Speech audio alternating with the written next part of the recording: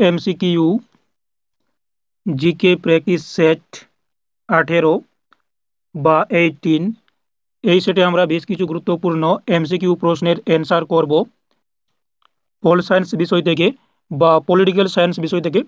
তো আমাদের প্রথম প্রশ্ন রয়েছে, ভারতীয় সংবিধানের কততম অংশে নাগরিকত্ব সংক্রান্ত বিধান রয়েছে?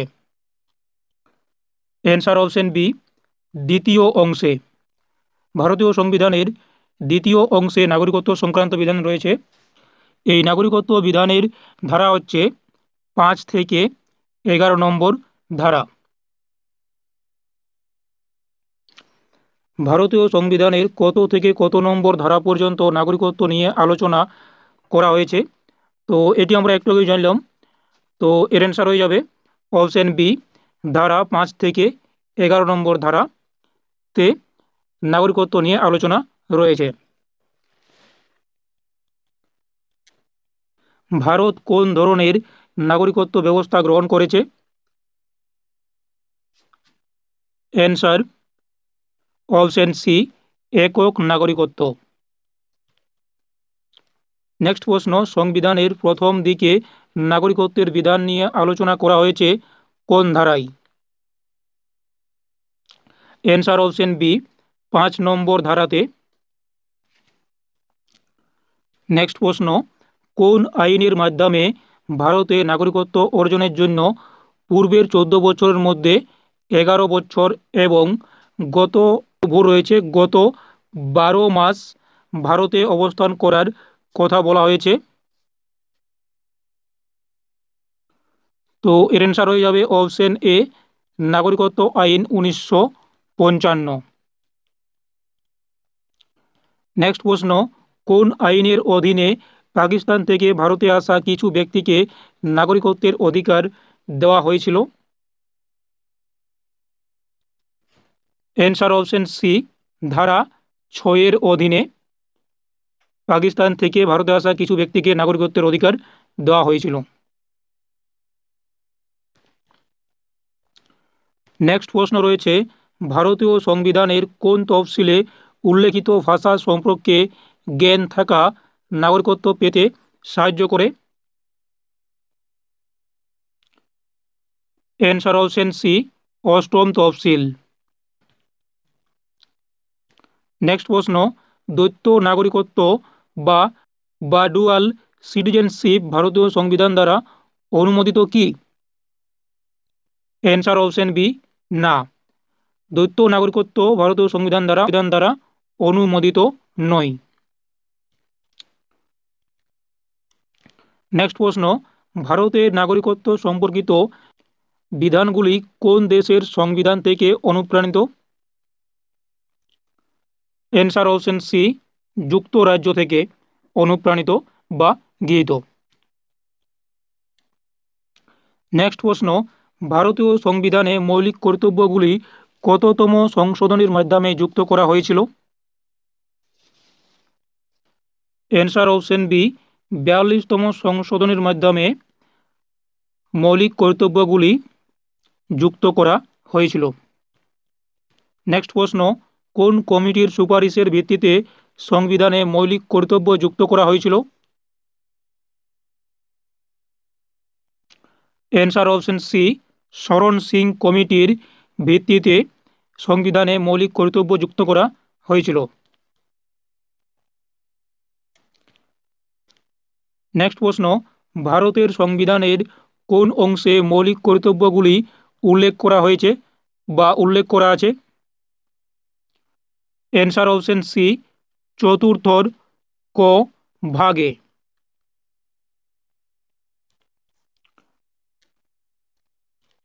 নেক্সট প্রশ্ন, ভারতীয় সংবিধানের 51 ধারায় কতগুলি মৌলিক কর্তব্য অন্তর্ভুক্ত করা হয়েছে? অ্যান্সার অপশন সি, 11টি। মৌলিক কর্তব্যগুলি মূলত কোন দেশের সংবিধান দ্বারা অনুপ্রাণিত? অ্যান্সার অপশন ডি, পূর্বতন সোভিয়েত ইউনিয়ন অর্থাৎ রাশিয়া।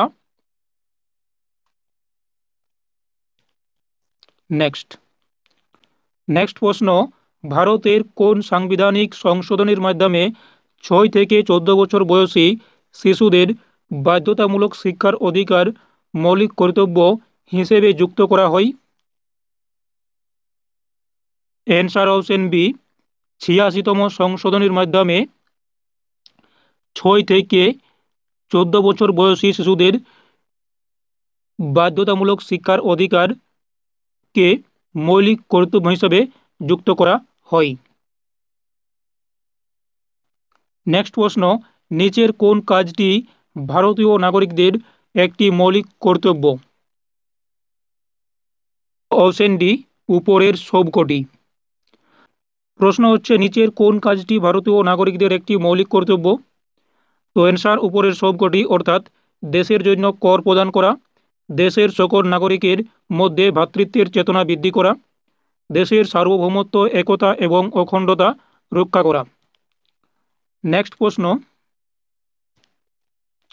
1976 সালে মৌলিক কর্তব্য যুক্ত করার সময় ভারতের প্রধানমন্ত্রী কে ছিলেন?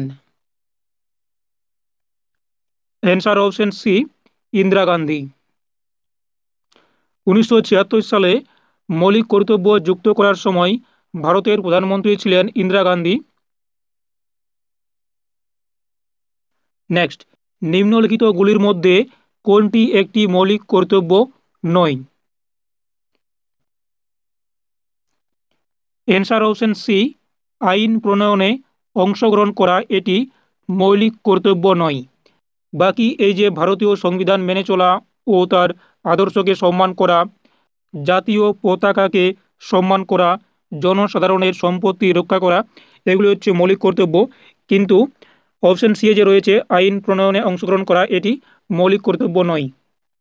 নেক্সট, এই সেটের শেষ প্রশ্ন, নাগরিকত্ব আইন 1955 অনুযায়ী কোনো ব্যক্তিকে নাগরিকত্ব পেতে হলে কত বছর ধরে ভারতে থাকতে হবে? তো এর অ্যান্সার অপশন ডি 11 বছর ধরে তাকে ভারতে থাকতে হবে। এই ক্ষেত্রে ব্যক্তিকে মোট 14 বছরের 11 বছর ভারতে বসবাস করতে হবে এবং নাগরিকত্ব আবেদন করার আগে একটানা 12 মাস বা 1 বছর ভারতে থাকতে হয়। তো এই ছিল পল সায়েন্স থেকে বেশ কিছু এমসিকিউ প্রশ্নের উত্তর। যদি এই এমসিকিউ পর্বটি ভালো লাগে তাহলে অবশ্যই একটি লাইক দিও এবং যদি এই চ্যানেলে নতুন হয়ে থাকো তাহলে অবশ্যই চ্যানেলটি সাবস্ক্রাইব করে রাখতে পারো পরবর্তী এই ধরনের এমসিকিউ প্র্যাকটিস ভিডিওর জন্য। Thank you for watching.